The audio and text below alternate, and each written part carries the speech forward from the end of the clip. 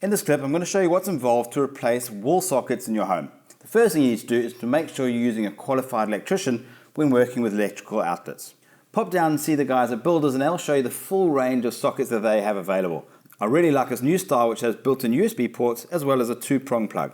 As for the tools that I'm going to use, well, it's just this electrical screwdriver. Before we get started, turn off your power.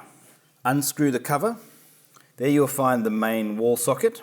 Unscrew the mounting screws. Once you've got your socket open, before I undo the wires, what I like to do is put the power back on and just test that my tester is actually working. Then I'll turn the power off, double check with my tester and unscrew those wires. Inside your wall outlet you'll see 3 wires, a neutral, an earth and a live. Take off the wall socket covers. On the back side you'll see each one of the sockets has been marked, live, earth and neutral. Once the cables are securely fixed into the socket, push the socket back into position and secure with the fastening screws. Once the wall socket is securely mounted to the wall, it's time to put on the covers. The wall socket is in, put the power back on and you're up and away. That's all that's involved in replacing or upgrading your wall sockets. Make sure you do use a qualified electrician when working with electrical outlets.